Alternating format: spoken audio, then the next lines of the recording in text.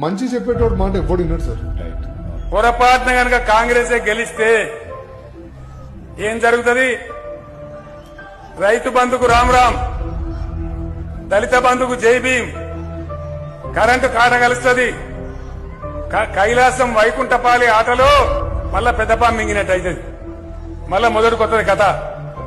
ఏ గతి కావన్నో ప్రజలు నిర్ణయం చేయాలి. రేపు లోపు 1,00,000 సంపాదిస్తా అంటే ఇవాళ రుణమాఫీ చేసిన వాళ్ళందరూ నేను విజ్ఞప్తి చేస్తున్నా, ఎంబడే బ్యాంకు పోయి 2 లక్షలు తెచ్చుకోండి. డిసెంబర్ 9 నాడు నేను రాగానే మాఫీ చేస్తా.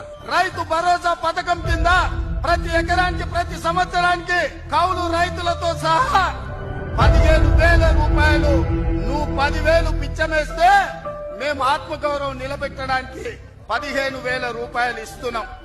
ప్రతి ఆడబిడ్డకు తులం బంగారం ఇచ్చే బాధ్యత సోనియమ్మ తీసుకున్నది. ఇందిరమ్మ రాజ్యం వస్తే 2 లక్షల ప్రభుత్వ కొలువులు సంవత్సరం తిరిగే లోపల నిరుద్యోగులకు ఇస్తాం. మహాలక్ష్మి పథకం ద్వారా మా ఆడబిడ్డలకు ప్రతి నెల 1వ తారీఖు నాడు 2,500 వాళ్ళ ఖాతా వేసి ఇంటి ఖర్చుల కోసం ఆడబిడ్డ చేతిలో నగదు పెట్టాలని ఇవాళ సోనియమ్మ ఆలోచన చేసింది. అంటే మోసం చేసేటోళ్ళు ఉన్నంత సేపు మోసపోతూనే ఉంటారు సార్.